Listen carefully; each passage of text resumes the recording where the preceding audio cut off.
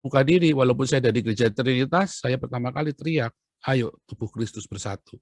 Karena musuhmu itu bukan saksi Yehova, musuhmu itu bukan Oneness Trinity, bukan Oneness Sabelian dan Trinitas saling serang, musuhmu itu khilafah. Ya kan? Itu yang sesat sebenarnya, yang tidak percaya Yesus menebus umat manusia. Ya kan? Kan Muhammad nggak percaya Yesus menebus umat manusia, mati dan bangkit dari saksi Yehova percaya. Muhammad nggak percaya, itu lebih sesat lagi justru. Ya kan? Karena itu benar-benar tertulis di Alkitab. Kalau saksi Yehova kan sekedar tafsir. Yang tafsir kalian ributin, yang jelas-jelas ngomongnya beda. Nah itu, ular itu begitu, datang dengan membawa ayat Alkitab, dipelintir-pelintir. Oh Yesus ini, dia bawa ayat Alkitab semua, dipelintir sama dia. Nah itu ular. Karena apa disebut ular? Karena dia mencari pembenaran. Jadi kita harus tahu firman Tuhan, tapi bukan buat cari pembenaran, tapi kita tulus seperti merpati, mencari kebenaran. Karena merpati itu datang membawa kebenaran, engkau akan mengetahui kebenaran. Ya, maka Roh Kudus itu akan mengajarkan kepada kita ya semua yang belum kamu tahu. Roh Kudus itu akan memberikan kepada kita, menuntun kita apa yang harus kita jawab. Roh Kudus akan memberi penghiburan kepada kita, akan menerangkan semuanya. Tetapi untuk mencari kebenaran, kalau ular mencari pembenaran, kalau kita berdiri cerdik seperti ular, cuma tahu firman Tuhan doang, nanti kita jadi ahli Farisi, ahli Taurat. Ya, macam orang-orang yang suka saling sesat, menyesatkan dogma itu. Wah, Trinitas sesat, Sabelian sesat, Oneness sesat. Nah, itu orang-orang ular semua itu. Mencari pembenaran, dirinya sendiri belum tentu benar. Nah, tapi kita harus tulus seperti merpati, mencari kebenaran. Bahwa apa kebenarannya? Yesus itu bukan Oneness, Trinitas, Sabelian, dan sebagainya. Yesus itu adalah yang menggenapi hukum Taurat dan kitab para nabi. Kita harus berbicara pada kebenaran, bukan pembenaran. Apalagi orang-orang yang hedonisme, pendeta-pendeta yang pakai jam tangan mewah kayak Gilbert itu kan. Ya, yang tega ngeliat orang ngemis sementara dia pakai jam tangan 1 miliar di depan mata orang ngemis, orang kere nggak punya duit, jemaatnya kere. Ya tega pakai jam tangan 1 miliar. Nah itu kan orang-orang yang mencari pembenaran. Oh karena kita diperintahkan untuk menjadi berkat, menjadi kaya supaya kita terhormat, termasyhur, gundulmu peyang. Kisah para rasul sudah jelas, mereka jual milik mereka dan dibagikan. Pak Paulus sudah belum? Oh sudah, saya sudah, jangan bilang belum, saya sudah lakukan. Yesus bilang apa? Juallah hartamu. Sudah, saya sudah lakukan. Nah, pertanyaan apakah kita sudah? Ya kan, kita balik lagi. Lalu ada lagi ya. Firman Tuhan berkata, di mana hartamu berada, di situ hatimu ada. Harta saya ada di mana? Rekening aja kosong. Iya kan, rekening aja kosong. Ya, harta saya ada di surga. Gitu ya. Oh, saya dendam parah ke Gilbert. Enggak, ini saya lagi ngajarin kalian. Ini kan kebetulan kita ada yang buat bacaan. Loh, kalau nggak bacaan, misalnya, kenapa saya nggak nyerang Niko? Ya karena nggak ada bacaannya, nggak boleh dong kita. Ini kan karena Gilbert ngomong di sosial media, kita bisa buat bacaan. Bukan dendam, salah. Bercandaan kok dendam, gopul. Jangan, nggak boleh dendam, kita harus Paulus, sorry, mengasihi. sedikit. Saya setuju ya, Pak Paul itu harus cerdik menguasai Alkitab. Cuma maksudnya gini loh, bagi saya Pak Paul itu seekor kobra dan piton, ya. Berani, kelihatan, pang gitu. Kalau saya itu ular mungkin derik Pak ya, artinya pelan-pelan. Boleh nggak seperti itu? Kita berbeda, kita sama-sama Nah, kita ular, itu cuman saya ular derik, Pak Paul tuh saya piton ini sama kobra saya gitu. ini domba. Saya Hah? ini domba dengan sejuta toa. Karena saya ini polos-polos saja, ya kan? Saya ini polos-polos saja. Saya cuma menjaga kemurnian hati, bukan ular, Pak. Saya ini hanya domba yang nurut aja. Tuhan suruh kemana saya Kobra belok. Bapak itu Pak. Oh, Ada bukan, ganggu, Pak. Pak. Nah, adapun ada efek-efek seperti itu karena ada itu tadi ya, karena kita taat sama apa yang Tuhan perintahkan. Saya yakin teman-teman di sini ya, teman-teman di sini Anda semua yang kelihatannya kemana ya, coba lihat ya. Kita ini kan selama ini kita bicarakan, wah banyak sekali orang diberkati dengan penjara kita. Begitu Ibu Koni masuk, Ibu Monik masuk, berasa nggak jeglek ilmunya? Jauh, mereka di atas kita harus jujur. Ya, Ibu Monik itu jauh di atas kita kemarin. Ya, ini kan kumpulan-kumpulan. Tetapi dari situ apa? Sebenarnya dari situ kita menunjukkan betapa suara kita, Ibu Monik, dia itu keliling dunia. Dia kenal sama Benyamin Netanyahu. Bahkan beliau tuh dekat dengan pejabat-pejabat di Indonesia ya. Ibu Monik itu kenalannya nggak main-main. Dulu saya pernah cerita ya. Saya nggak enak kalau cerita lagi kan. Yang kedua, Ibu Koni. Ibu Koni udah jelas orang hebat. Tetapi apa suaranya didengar? Enggak loh. Suara kita lebih dengar loh, suara kita rombongan lebih dengar, lebih mengerikan loh daripada Ibu Koni dan Ibu Monik loh. Ya kan? Harus diakui ilmu mereka jauh di atas kita loh pengetahuannya. Ya jelas mereka dekat dengan kekuasaan. Ya jelas mereka punya informasi yang lebih banyak daripada kita. Orang punya informasi kan lebih tahu, lebih pintar udah dengan sendirinya toh. Tetapi kenapa suara kita lebih didengar daripada Ibu Koni? Coba kemarin, Ibu Koni waktu mau Jokowi mau bikin keputusan diajak ngomong nggak? Enggak. Berarti kan nggak didengar suaranya. Waktu mau bikin alutsista itu, ya kan diwawancara sama Peter Gonta, didengar nggak? Nggak didengar. Padahal orang pinter, nggak didengar. Saya kutu di seberang samudra dengan rombongan para nabi ini. Wah, kita mengeri, Intel ada di sini tiap hari nih. Percaya nggak di sini kita ada Intel? Ada, masuk di dalam. Ada, udah. Bahkan Intel Jerman pun masuk sini, Intel Belanda, Intel Prancis, negara-negara ada di kita. Tiap hari YouTube saya dimonitor terus sama Intel dari Eropa dan Intel dari Indonesia. Betapa suara kita didengar. Suara kita didengar dengan lantang sekali. Kenapa? Ya itulah Tuhan memakai orang-orang yang lemah, orang-orang yang bodoh untuk mempermalukan orang-orang yang berkuasa kan. Kita ini hanya kutu, saya kan hanya kutu kecil, tetapi dengan sejuta toa, dengan urapan dari Tuhan Yesus. Begitu. Nah yang kedua tadi yang Israel, ya orang Palestina itu tadi sudah saya jelaskan di depan di awal ke Pak Yesus itu ya, bahwa orang Palestina itu sudah habis. Orang Filistin yang penduduk asli Filistin dari Kreta ya, itu sudah habis di zamannya itu penduduk asli Kanaan ya, keturunannya Ham, orang Kanaan itu orang yang jadi orang-orang Kreta. Mereka itu adalah bajak laut dan para inilah perampok ulung. Nah, itu sudah habis di zamannya Raja Asyur. Itu dipindah semua, digenosid, dipindah semua, dibuang, udah hilang. Udah nggak ada lagi. Nah, terus tahun 700 sebelum Masehi itu seluruh tanah Israel itu kosong tuh. Tinggal wilayah Yehuda. Tahun 500-an orang Yehuda pun dibuang ke Babel. Itu menjadi tanah kosong, nggak ada orang di situ. Kosong, benar-benar kosong. Dibilang di Yeremia sama di Yeskiel sama itu kosong, jadi tempatnya jin. Dibilang jadi tempatnya jin, dibilang gitu kan. Akhirnya kosong, nggak ada orang. Kemudian 70 tahun berlalu setelah pembuangan sesuai dengan nubuatan Nabi Yeremia, mereka balik ke Yerusalem. Mereka mulai bangun, terus ganti Iran Persia diganti dengan Media ganti dengan Yunani ganti dengan Roma sampailah zaman Yesus, dan tahun 70 itu Yerusalem diruntuhkan dan kosong, jadi tanah kosong sampai tiba-tiba ada penduduk orang-orang Islam bangkit di Irak, di Baghdad itu kan. Kemudian orang-orang Islam ini dia mulai tengok ke Masjid Al-Aqsa tahun 700 pertama kali dibangun. Ya kan?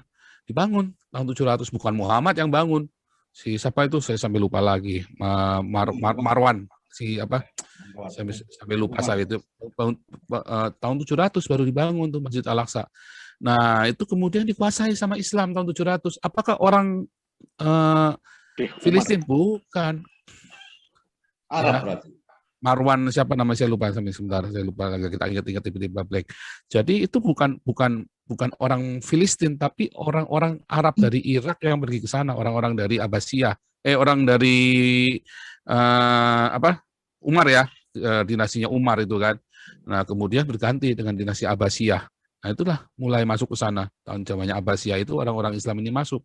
Dari Mamluk segala macam, berganti dari Turki, dari Lebanon mereka masuk, dari Yordania mereka masuk. Jadi mereka campuran orang-orang Arab di situ. Mulai masuk untuk menguasai Yerusalem, kemudian masuklah orang-orang Eropa. Dibasmi semua itu mereka semua kan. Singkirkan mereka semua, dan orang-orang Eropa itu masuk di sana. Dan perang salib tahun 900 sampai tahun 1200. Jadi orang itu udah campur-campur di situ. Apakah penduduk asli? Bukan.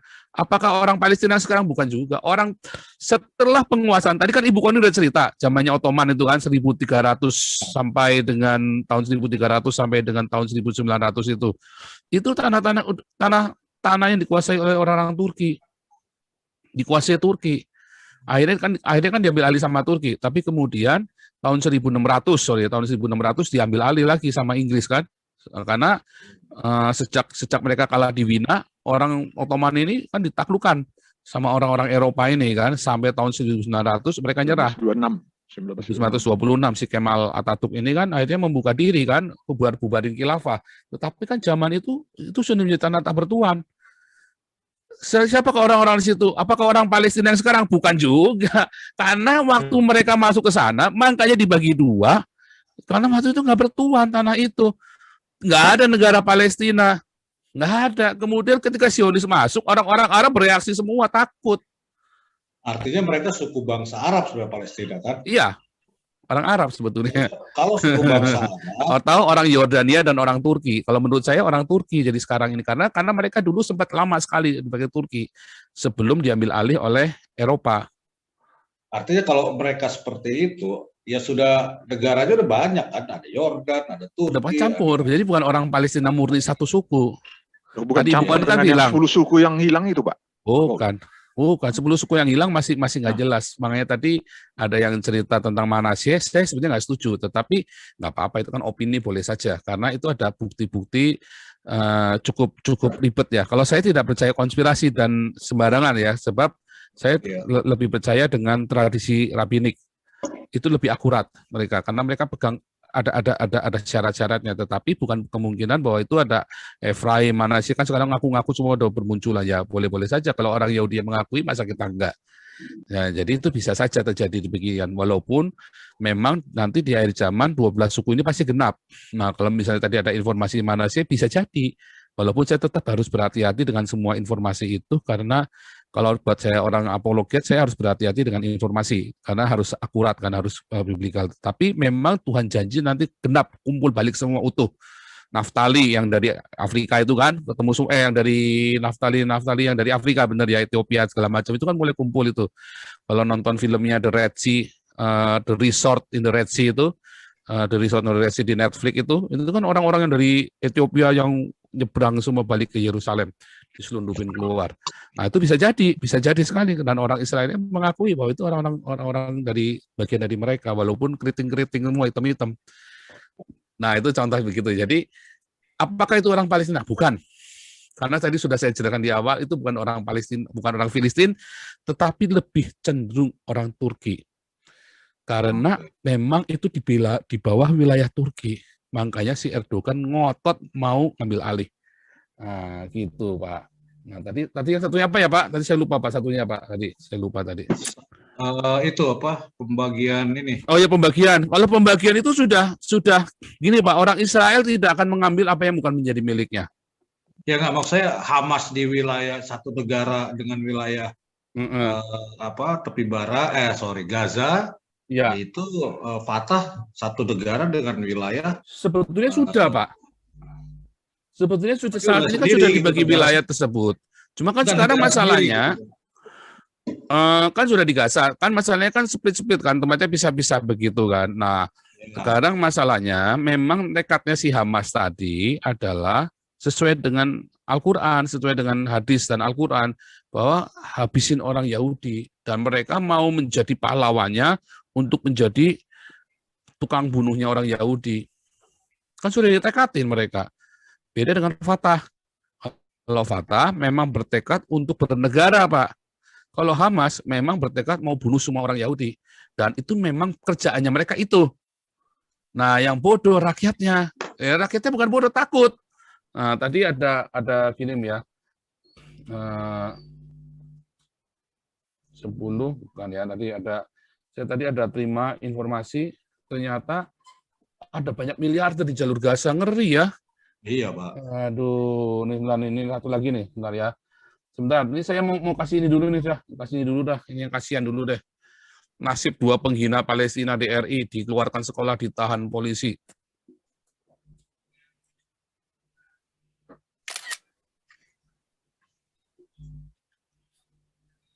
Oh, penghina Palestina lah, memang biadab. Jadi protes seru di Kamri di kanal Apel lu. Seru nih Pak Paul. Apel lu. Yang kemarin lu. Ini kan Hamas. Nah, sekarang masalah ini Palestina ini adalah Hamas. Memang biadab kok. Lah orang Palestina aja pergi kemari kok kabur kok. Nyatanya Dan orang si Palestina aja kabur ke sini semua minta swaka di sini kok, pada nggak mau pulang kok. dan si Abbas itu belum pernah ada komen loh mengenai konflik yang terakhir ini. Dia enggak lah, diancam lah, dia bingung mau apa, susah. Serba salah dia. Sekarang penguasanya Hamas. Jadi menurut saya ini benar-benar adalah kebodohan. Ya, sudah dikeluarkan dari sekolah, ditahan polisi. Ini geblek bener ini negara ini. Si polisinya yang nahan, ya, si polisinya yang nahan sama gurunya, sekolahnya geblek ini. Geblek ini sekolah setan ini, sekolah antikristus ini, sekolah dajjal antikristus. Dasar hukumnya nggak ada itu, Pak. Nggak ada dasar hukumnya. Harusnya Dasar kita hukumnya nggak mendukung, ada ini. kita harusnya Keterlaluan mendukung tuh, Pak ini Paul. class action. Karena ini adalah pelanggaran undang-undang hak asasi manusia internasional. Semua anak berhak untuk sekolah. Itu satu keluarga minta asylum ke luar negeri, diterima langsung. Oh, langsung diterima. Langsung diterima. Suruh ke Australia aja. Harusnya ada yang nyampaikan. Malah nanti sekolahnya di luar negeri itu sekalian. Jadi pinter, nggak sekolah di sekolah acak-acak kayak di Hidupnya sama ditanggung. Paul, Iya. itu semestinya hukumnya itu ada. Itu ide daripada Kapolri.